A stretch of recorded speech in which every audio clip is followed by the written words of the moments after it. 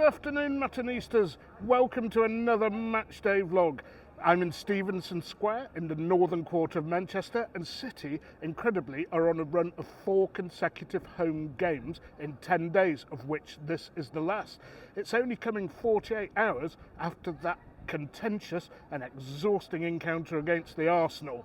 Does that mean that Watford have an opportunity to play a full-strength team and upset a much weakened City team, or will they go weak as well, or will City's second team just be too good for them? Only one way to find out, folks. Join me for the Matchday vlog.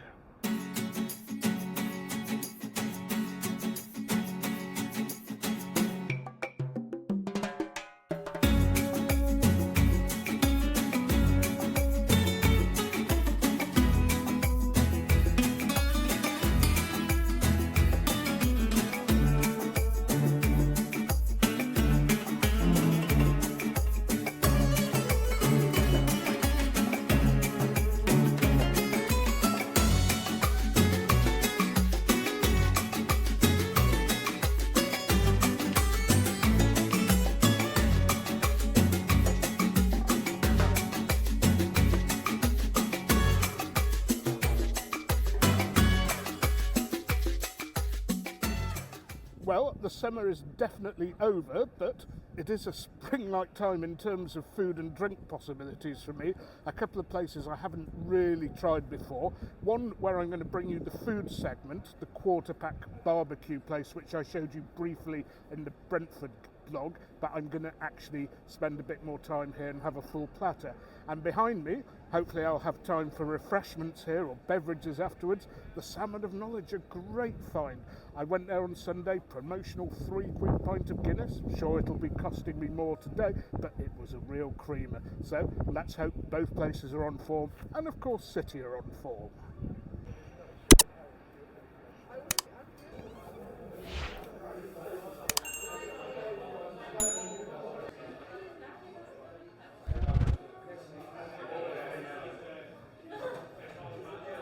Okay, Muttonistas, most of my football talk's going to come later, but first the beer and the food. The beer, again, as before, Salt Brewing Company Jute Session Pale Ale. Always a winner with spicy food, in my opinion.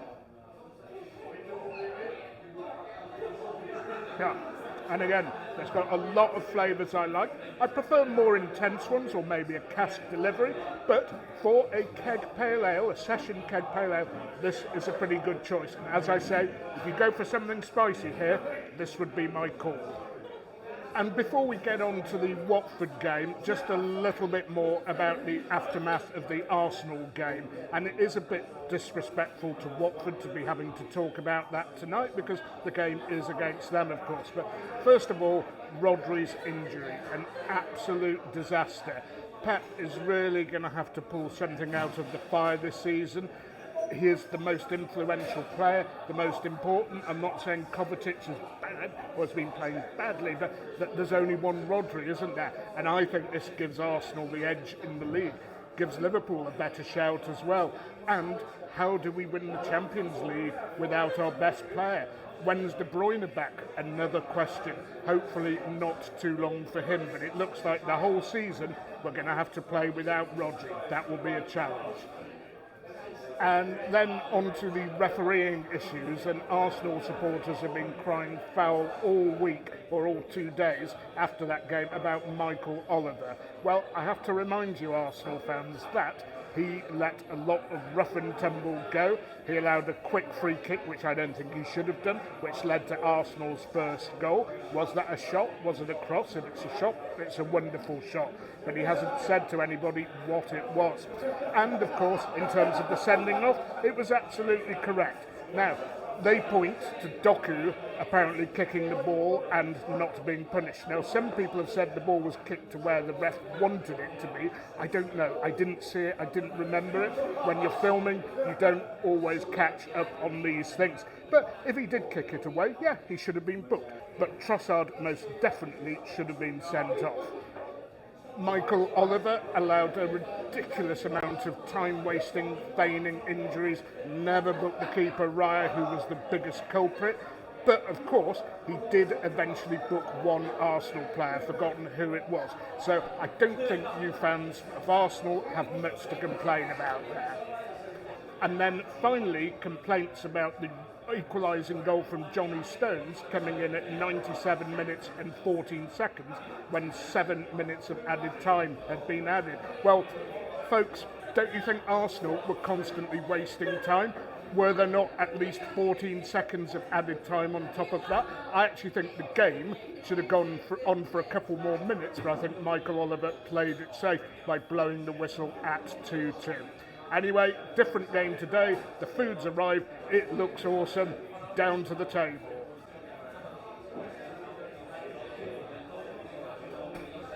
So, Muttonistas, we have here the Tex-Mex brisket smokehouse tray. We have brisket. We have a selection of beans. We have spicy Cajun pork link, a type of sausage. We've got potato salad, we've got gherkins and pickles, and coleslaw. We have like a spicy gravy, and on top of that, I paid an extra £1 for the Game Changer hot sauce. I did try the extra hot chicken wings after the Brentford game, but it all looks a lot fresher today, a lot more moist. So let's have a quick slurp and dig in. Okay, first the Cajun link sausage. I intend basically to smother this in the hot sauce eventually, but I'll give you a taste of it on its own because I know a lot of you don't like it that spicy. Having said that, there should be some heat to this. Very, very nice sausage with a tiny bit of heat. Detected a tiny hint of sweetness as well, but not too much. And in fact, the sweetness came from what they describe as Cajun honey. Not sure it's necessary myself, but we'll go up a little notch and try it with the gravy.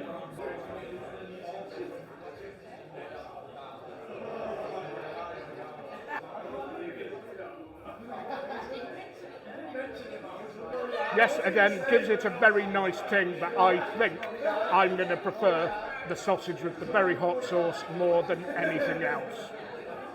Here we go, smothered in that spicy goodness.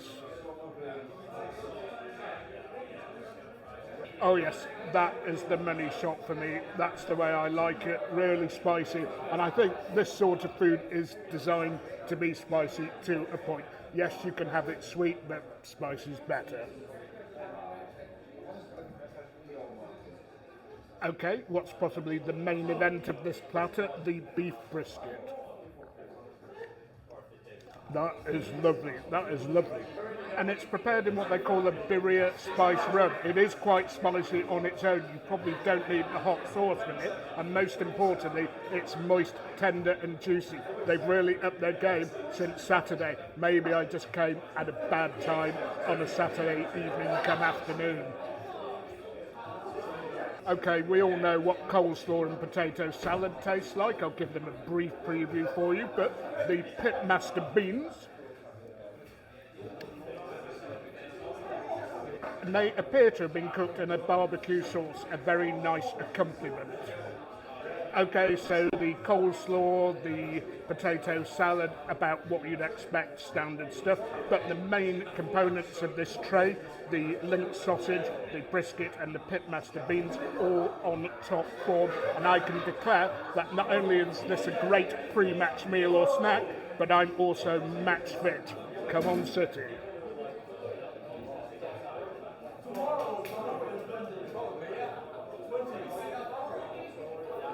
Okay, Muttonistas, that was right on the money, and what a generous portion size.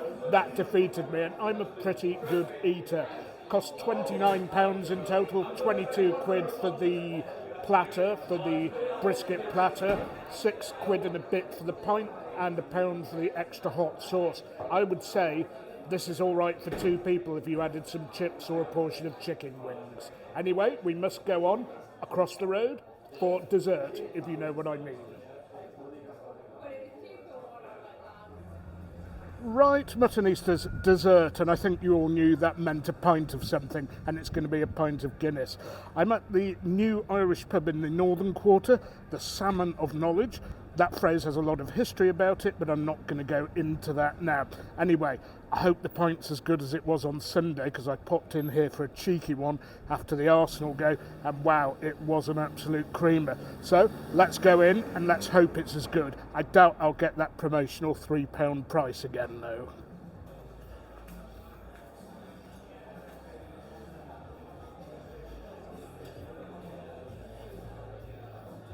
Right, Muttonistas, ensconced in the salmon of knowledge. Now, I have to say, when I was here on Sunday, it blew me away. Okay, maybe not pint of Britain, pint of the year, but for somewhere I'd never come to before, it was a very nice pint. No promotion today, it's £6, but that is competitive with other city centre venues.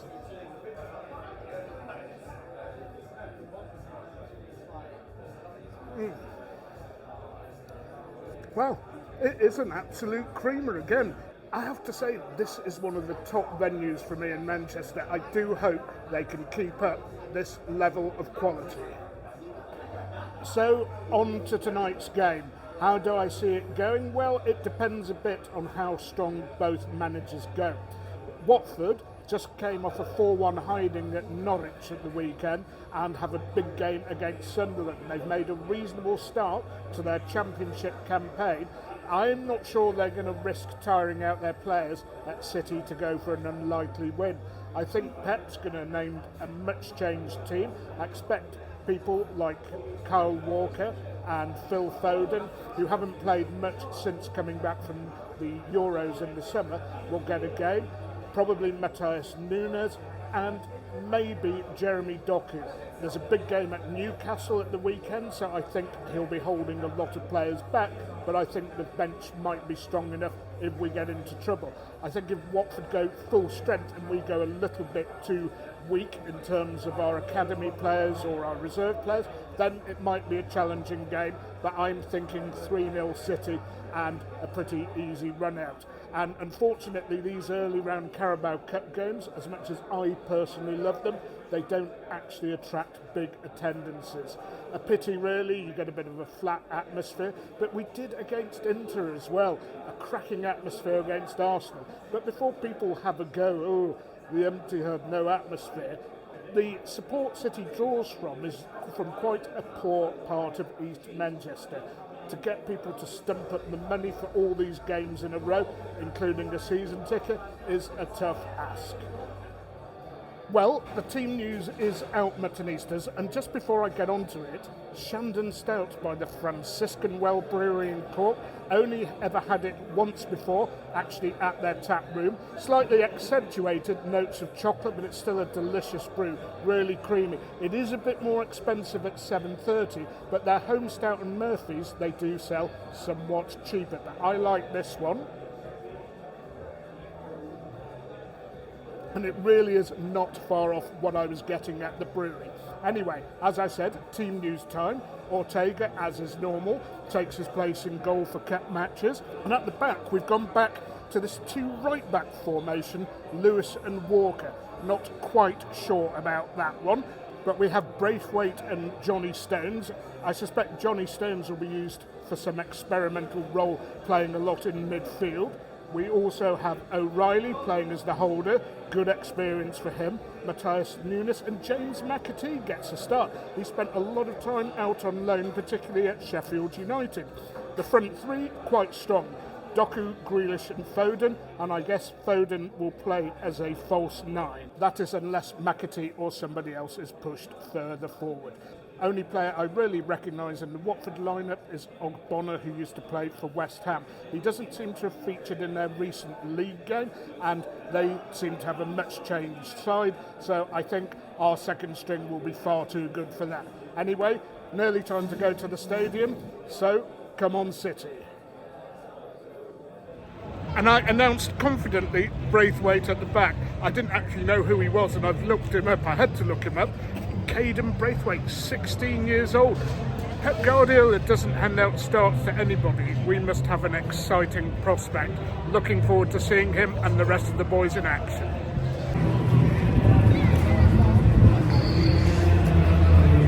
Again, a very swift half before kick-off. Might be a minute late. If there's a first minute goal, so be it. I want to enjoy myself after all these tough vlogs.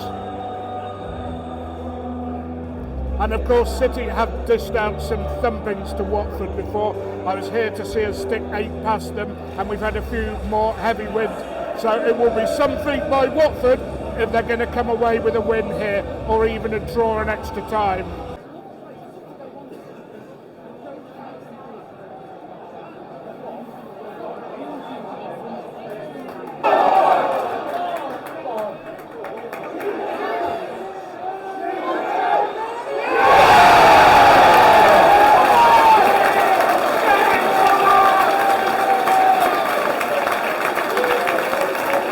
Well, that didn't take long, Muttonistas, just a few minutes in.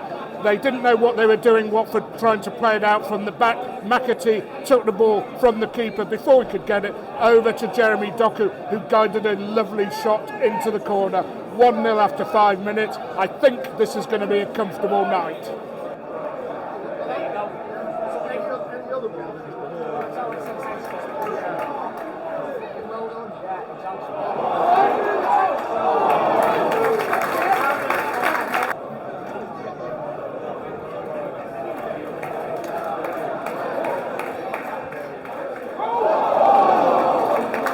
So we're nearly 20 in, and I don't think Watford are offering much, but City's formation took me a while to work out.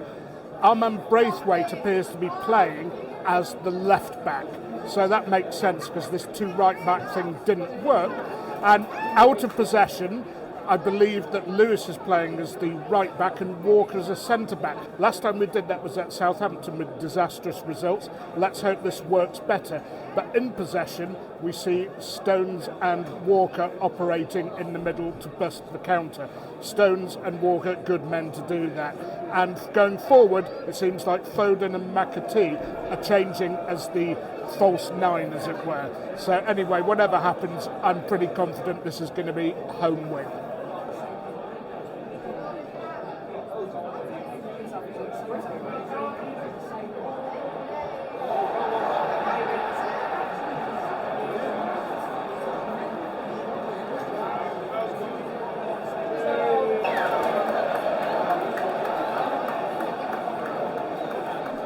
Well, a bit of a warning there, disallowed a goal, but we did give the ball away in a bad area and we were out-muscled again on the ball. Thankfully, there was a foul committed, I think, and that was why the goal was ruled out.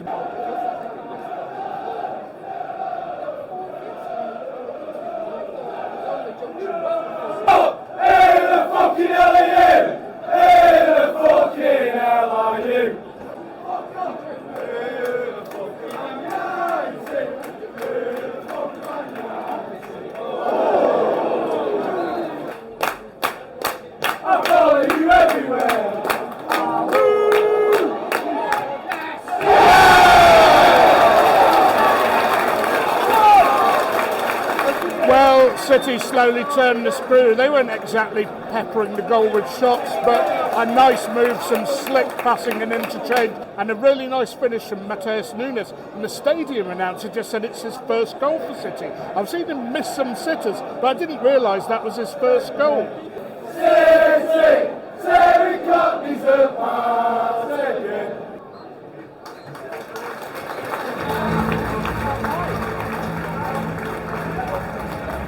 Okay folks, half-time, City to Watford 0. Got a point in reasonable time, although it was quicker against Arsenal for some reason.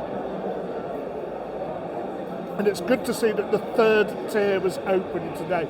Sometimes when the third tier is closed, the atmosphere is a bit soulless. I'm not saying like it's a massive atmosphere tonight, but it's a lot better. And a decent following from Watford as well. What can I say?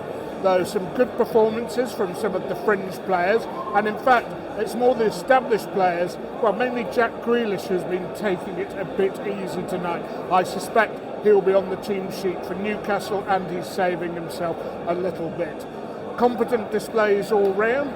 Okay, the ball was lost once or twice. Braithwaite did lose the ball, but it is his debut and he's not really put a foot wrong apart from that. Not much else to add. We're grinding them down. one more to be absolutely certain, and then we can control the game and keep the ball in the midfield. Hopefully a trouble-free second half, and I can enjoy my pint, and then a short post-match review, hopefully, back at the Salmon of Knowledge.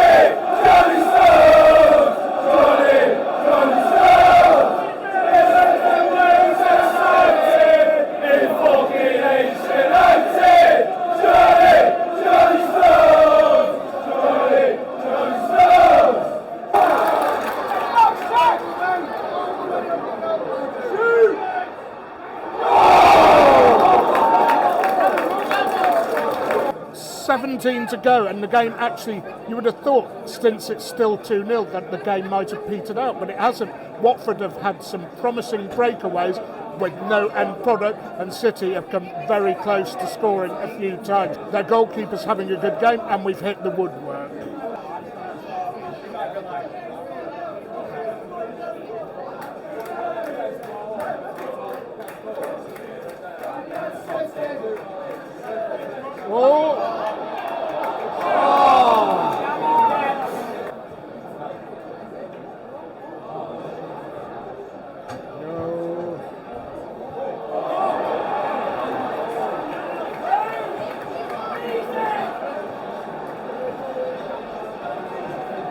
Well, Watford had another breakaway there. They've had a few, and this one they did finish.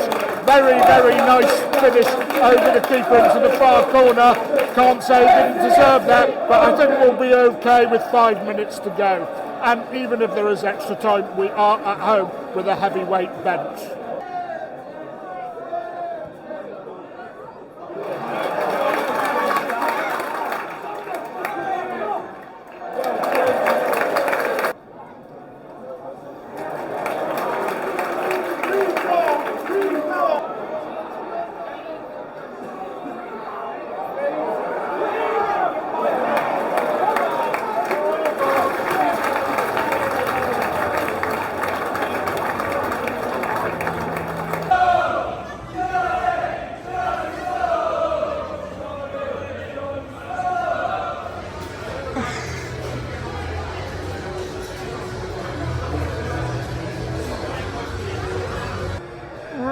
Muttonistas, I'm back at the Salmon of Knowledge, and it's a bit unusual for me to be drinking Murphy's. It's not often you'll see that because it is a bit sweeter, and it's obviously a good introduction to stouts for those who don't like it that bitter. I'd say it's a reasonable representation of Murphy's, and the punters have been hammering it.